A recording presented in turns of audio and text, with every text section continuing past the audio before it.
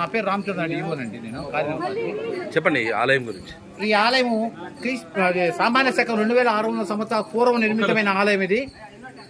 ఈ ఆలయం తిరుపతి నుంచి 22 కిలోమీటర్ల దగ్గర ఉంది, ఎయిర్పోర్ట్ నుంచి 16 కిలోమీటర్ల దగ్గర ఉంది, కాళహస్తి నుంచి 32 కిలోమీటర్ల దగ్గర ఉంది. అతి ప్రాచీనమైన పురాతనమైన దేవాలయము. ఆ ఆలయం స్ట్రక్చర్ చోళులు పల్లవులు నిర్మించారు, కానీ లోపల ఉన్నటువంటి మూల విరాటు ఎప్పుడుదో ఎవరు చెప్పలేకపోయారు. ఈ సందర్భంగా ఈ ఆలయంలో అన్నదానం చేయాలనేసి ఒక సంకల్పం మాకు కూడా కలిగింది. ప్రతి శనివారం, ఆదివారం, సోమవారం ఈ దేవాలయంలో అన్నదానం చేస్తున్నాము. భక్తులు మీరు కూడా సహకరించండి, రేపు ఉత్సవాలు పెట్టండి.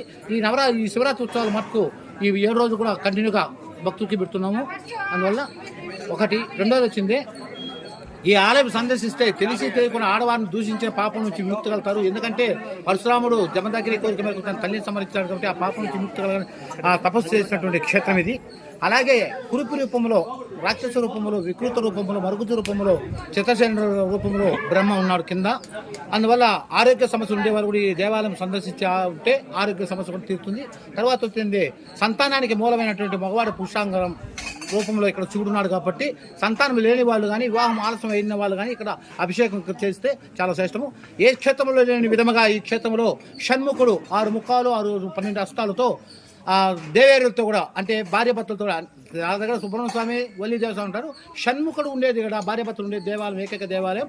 అదే కాకుండా ఈ దేవాలయం ఇక్కడ ఈ పక్కన ఉండేది అమ్మవారు పార్వతీదేవి రూపం, అభయస్థులతో ఉంటుంది. ఆమెకి ఆనందవల్లి అని పేరు. ఏదైనా ఒక కోరిక, ధర్మ సమ్మతమైన కోరిక ఏదైనా కోరుకుంటే ఖచ్చితంగా నెరవేరుతుందమ్మా.